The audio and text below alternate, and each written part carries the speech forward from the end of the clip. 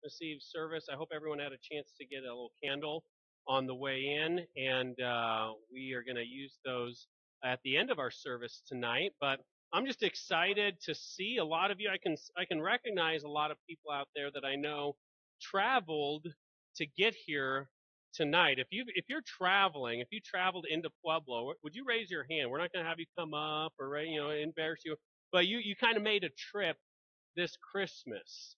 That's quite a few of us in here I've seen. And I remember that when my wife and I were first married, we'd moved immediately away, which is a good idea, honestly, because that way when you get in a fight, you can't run home. Okay, you're stuck with each other. That's for free tonight. Yeah, you just get that for free.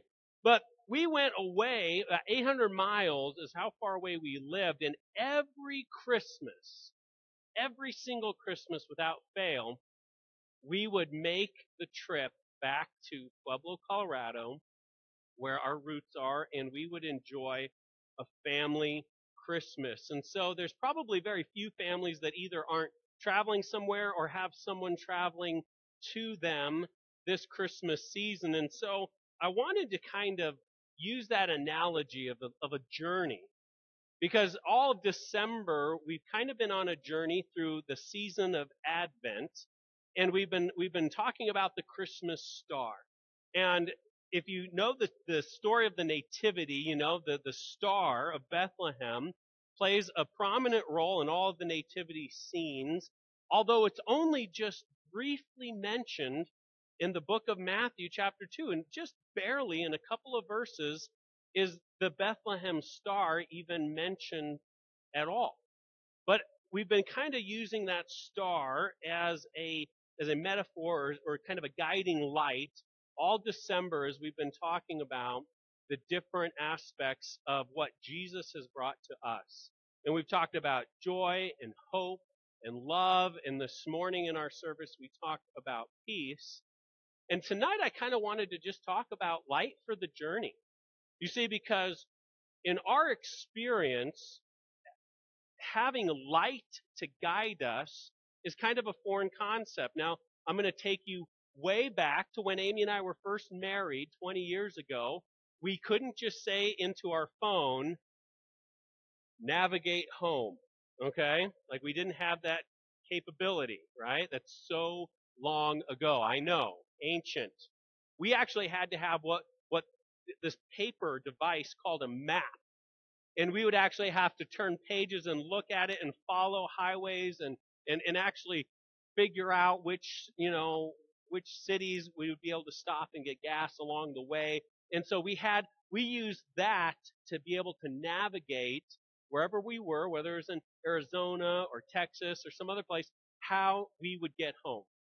And so obviously, probably very few of us have ever navigated by the stars, right? Like, I'd be pretty impressed, honestly, if you were like to go outside and be like, oh yeah, we got to go that way.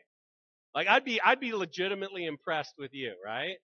None of us probably have that, but for millennia, that's how people on our planet navigated. Sailors, travelers, they would navigate by the stars and the sun and the moon. They would use the objects in the sky, the lights in the sky, as markers to be able to show them where to go on their journey. And so while we're a long ways removed from that as far as our technological and navigational abilities, I wanted to really talk about the light of Jesus tonight and how that helps us navigate our journey through life.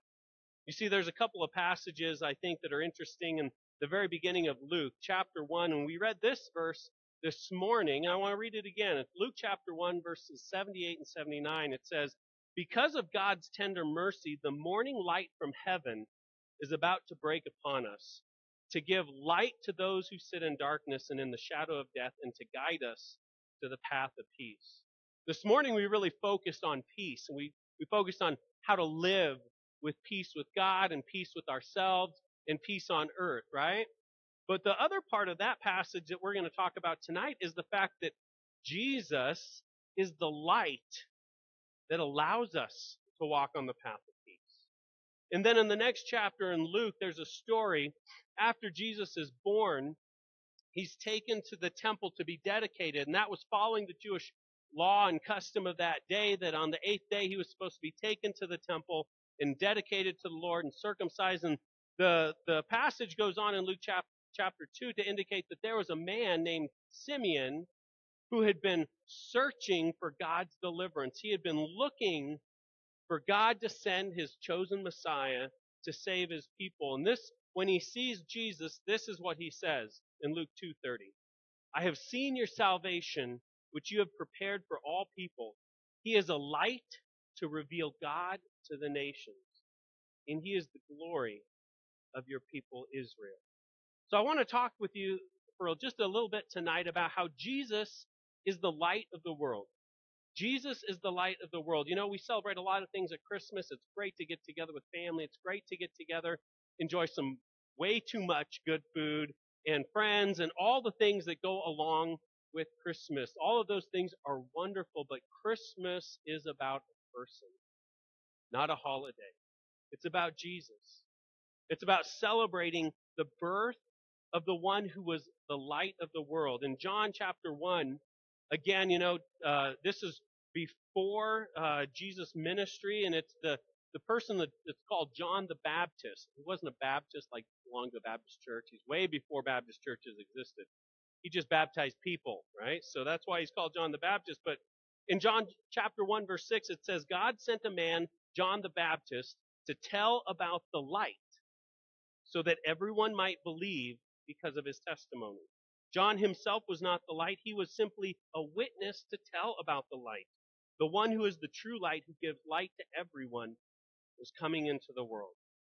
That's a big statement to say that a baby that was born in the lowliest of circumstances, in the middle of nowhere, that wasn't witnessed by anybody but a bunch of shepherds and some cattle, was someone who was going to bring light to the whole world. That's huge. It's huge. And Jesus himself in his ministry in John chapter 8, verse 12, says that Jesus spoke to the people once more and said, I am the light of the world. If you follow me, you won't have to walk in darkness, because you will have the light that leads to life.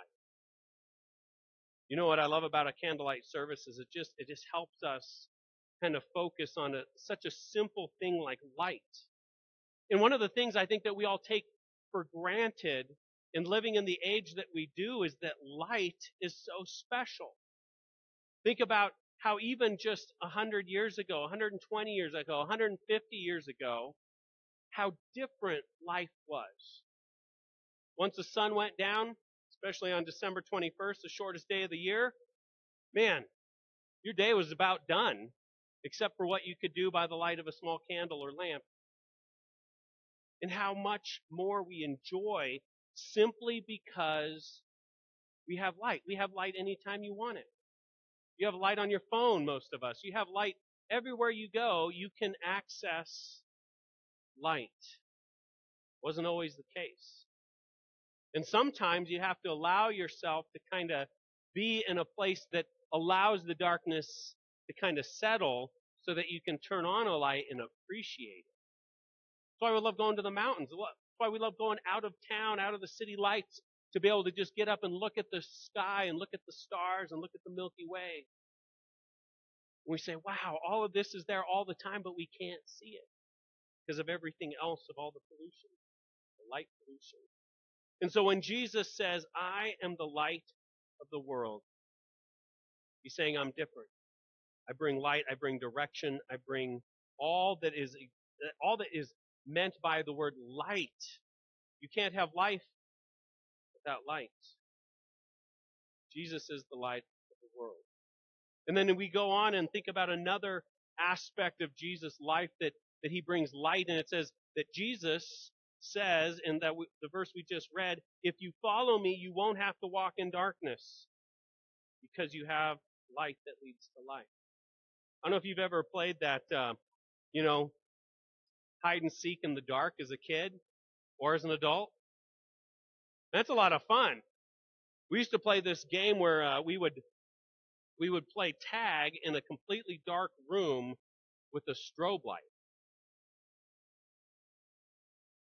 Some of you have never done that. You should do that, but make sure you're close to an emergency room because somebody's going to get hurt. That's just a guarantee.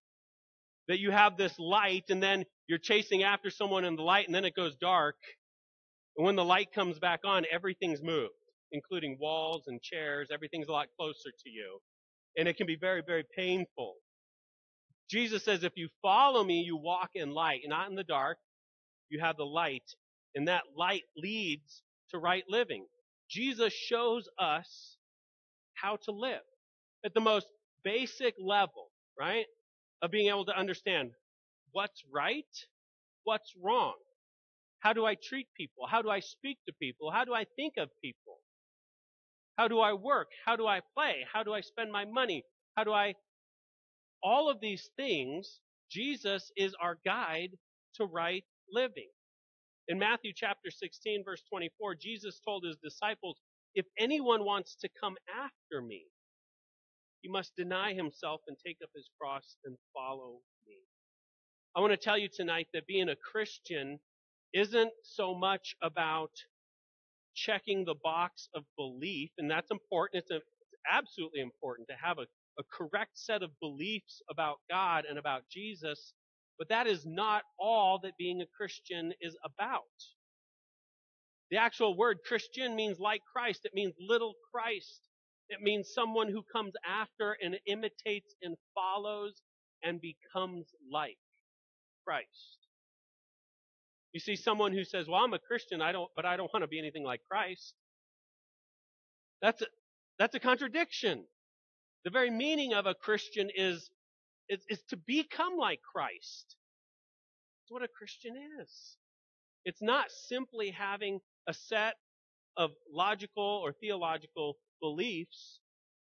It's about having a life-changing relationship that's real and that transforms you from the inside out.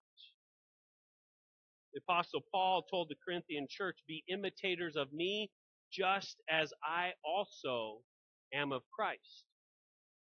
You know why it's important to be around Christians? It's because they help show how to follow Christ. You know, and the people that are around you, some of them are steps ahead of you in following Christ. Some are steps behind you. And in various areas of life, we all are able to share and to say, hey, imitate me as I follow Christ, and I need to imitate you because you're following Christ way better in that area of your life.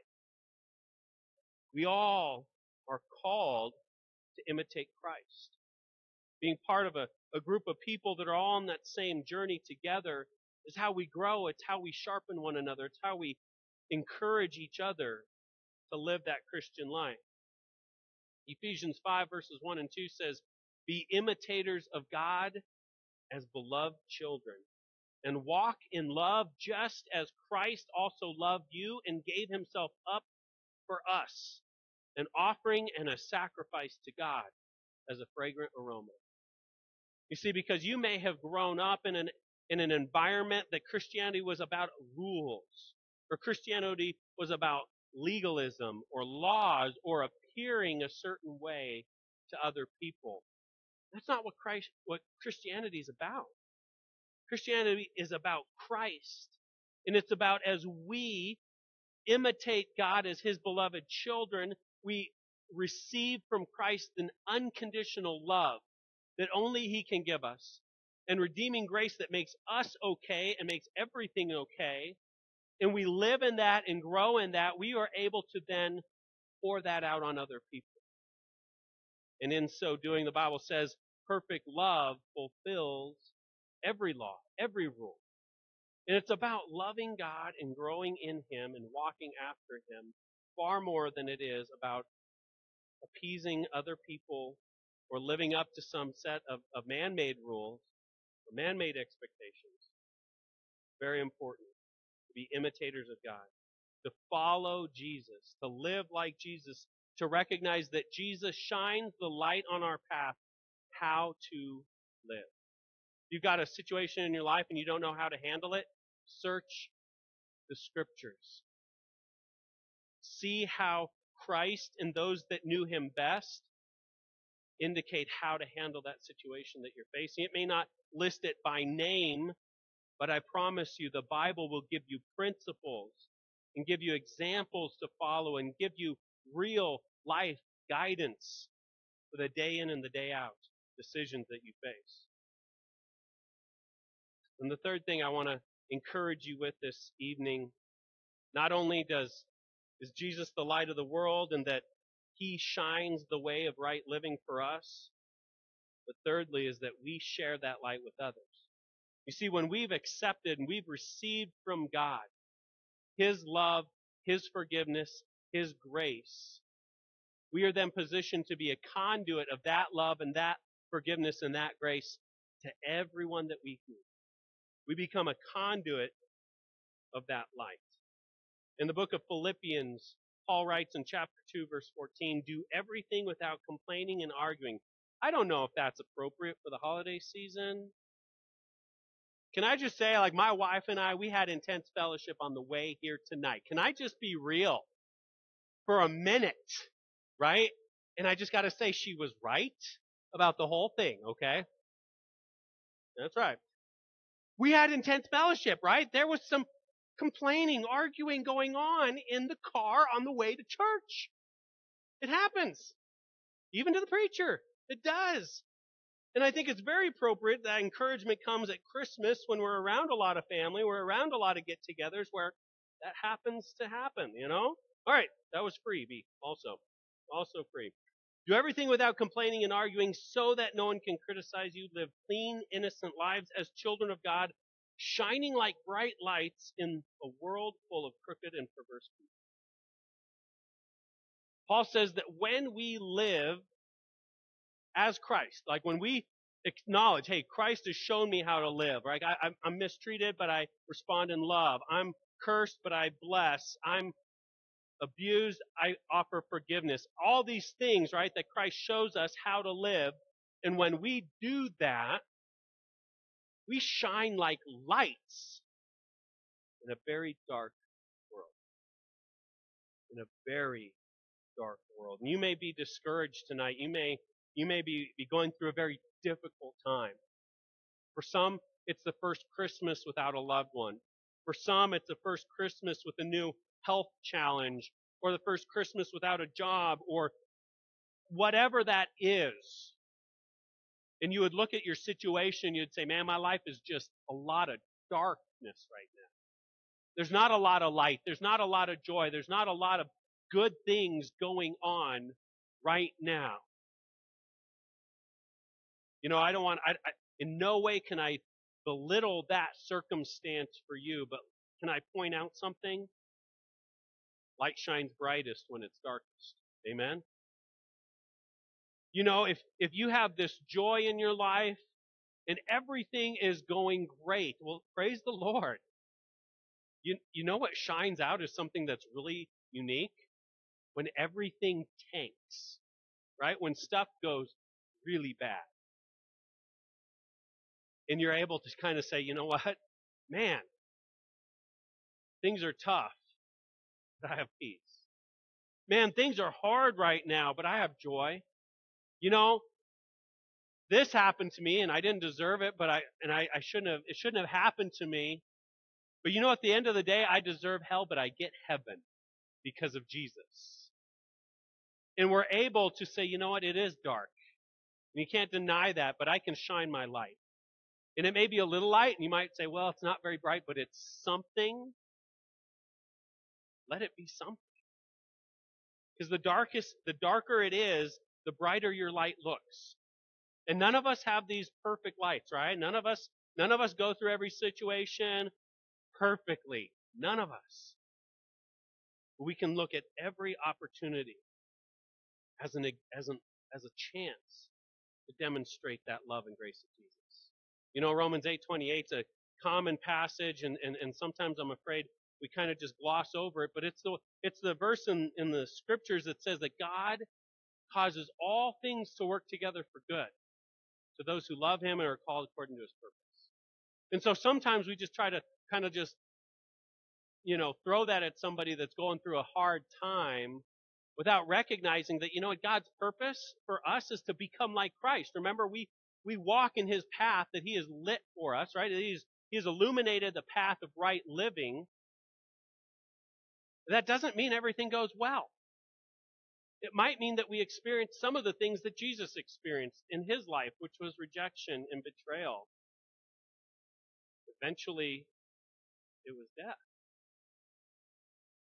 And so I can't tell you that, hey, you know what? If you just pray this prayer, if you just do these couple of things religiously, that God's going to take your situation and he's going to turn rags into riches for you. I mean, it didn't happen to Jesus on earth, but for you it will.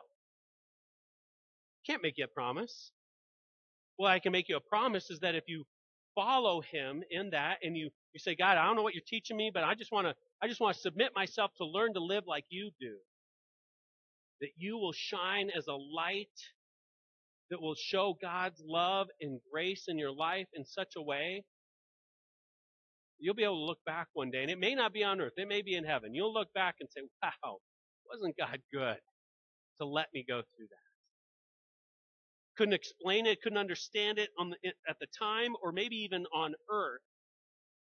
But at some point, we serve such a God that he can work every dark situation as an opportunity that shines the light of salvation into somebody's life. The last verse I'm going to read tonight is in Matthew 5, and I want to remind you that in John, Jesus said that I am the light of the world. In Matthew chapter 5, verse 14, listen to this. Jesus says to his followers, you are the light of the world. Catch that? Jesus is the light of the world. We know this. And then he goes to and tells his disciples, you are the light of the world, like a city on a hilltop that cannot be hidden. No one lights a lamp and then puts it under a basket. Instead, a lamp is placed on a stand where it gives light to everyone in the house. In the same way, let your good deeds shine out for all to see, so that everyone will praise your heavenly Father. So that they'll praise you for how good you are? No. That everyone will praise your heavenly Father. Tonight, if you have the light of Christ in you, that you would say, Pastor Ken, I'm a Christian. I have trusted in Jesus. I believe that I am a sinner, that only by God's grace through Jesus am I forgiven, that I believe that Jesus died for me, rose from the dead, and offers me forgiveness. I believe that, and you have the light of Christ in you. Jesus says, you can't hide that. You have to lift that up, and it's not about, hey, look at me. It's about, hey, isn't God good? Hey, let me serve your need because God has fulfilled all my needs. Let me love you because God has loved me. Let me forgive you because God has forgiven me. I want to invite our musicians to come up, and I'm going to give you some instructions on kind of the candlelight portion to kind of end our service tonight. But I want to challenge you with maybe some real life practical opportunities this winter to let that light shine in various ways. If you've been mindful or observant of the situation in Pueblo with our homeless community, it's been a bad, hard situation. You know that the rescue mission has been closed for a number of months, and that they've run into all these other problems. And you know that if you're a person without residence in Pueblo, Colorado right now, especially if you're a single person or a single male, you literally have nowhere to go. Not a single place for you to go in this city.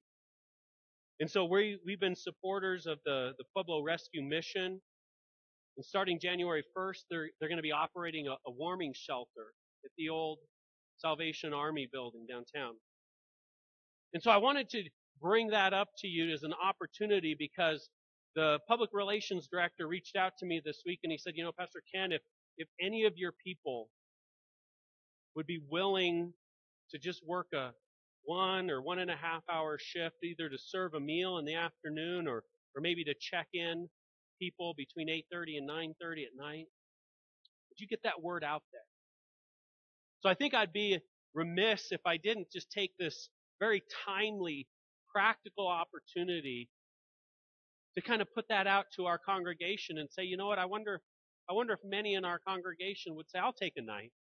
I'll take a shift. I'll take a Monday or a Tuesday or a Thursday, or I'll take an afternoon as just a small step to take seriously our charge as Christians, to hold up a light and say, somebody loves you. You made bad choices, as we all have, and some choices have ended up people in a very bad place. Would we forget them? Would we take some time to share light with them, even if it's a simple meal, or if it's being part of some place that allows them to have a warm place to sleep? And I mentioned that one opportunity that exists, but if we were to really open our eyes, there are countless opportunities to just simply take a light and just say, hey, you know what? I can't do everything. I can't fix everybody. I may not be able to light up this room with this light. But you know what I can do?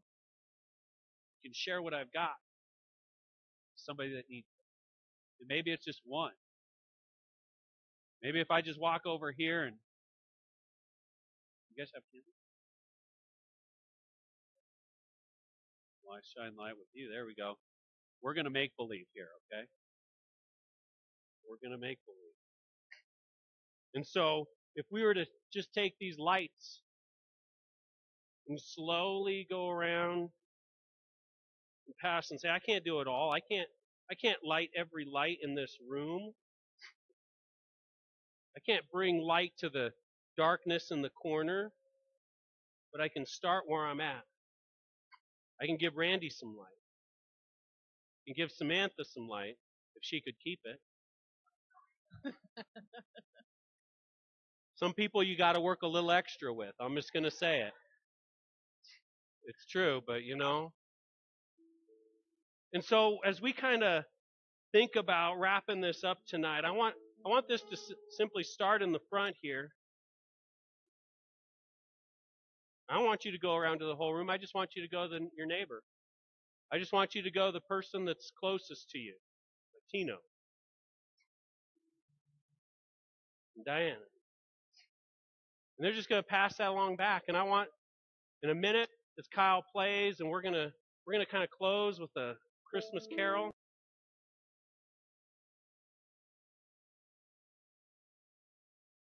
And I want you to challenge you. Do you have the light within you to be able to share? If not, tonight's a great night to open your heart to Jesus and say, I know I'm a sinner.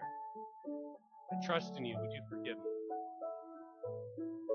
Once you have that light, would you go ahead and stand?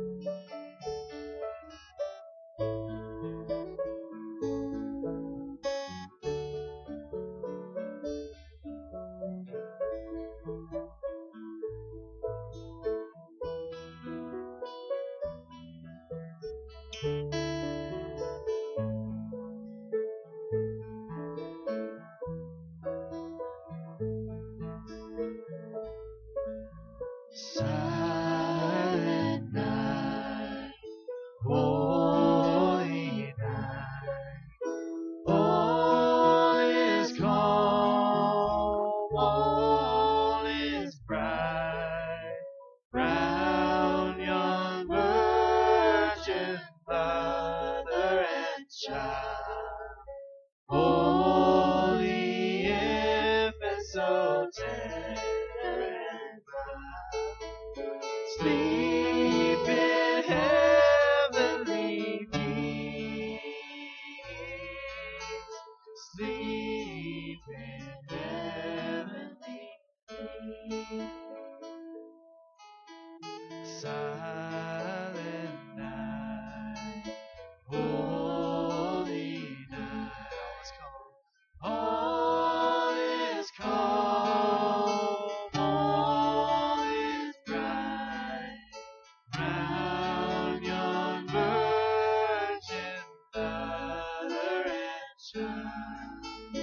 Holy infant, so tender and mild, sleep in heavenly peace.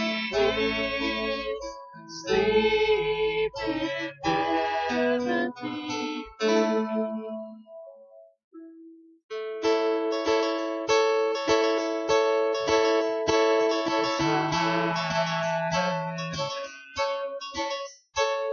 Holy, all is calm. All is calm. Singing all is bright. Round young virgin, mother and child.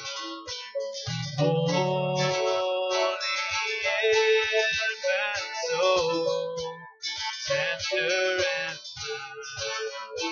Sleep in heavenly peace. Oh, sleep in heavenly peace. Silent holy shepherds wait, oh, at the sight, glory stream from heaven above, and the voice sings hallelujah. Christ the Savior is born. Oh, Christ the Savior is Holy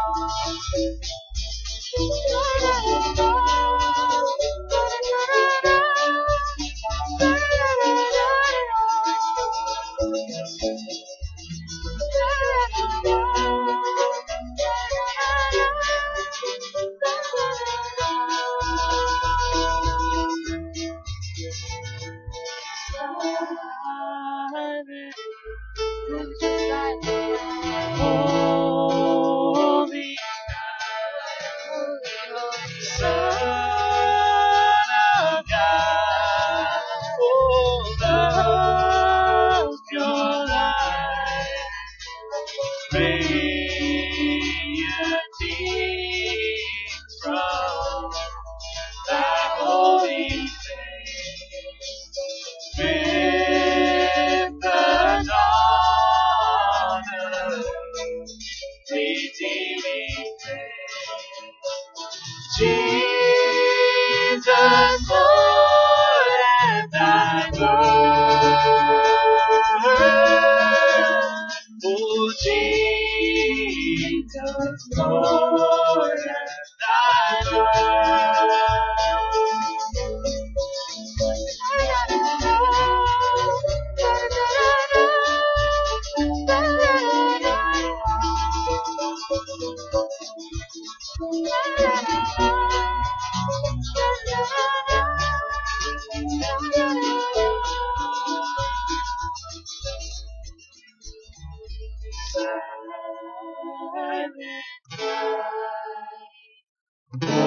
Holy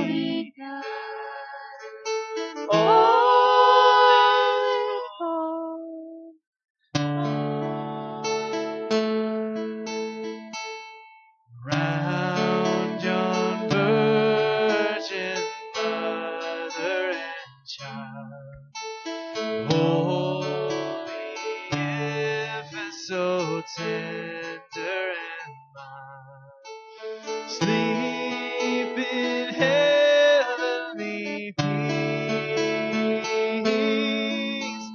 Sleep in heavenly peace.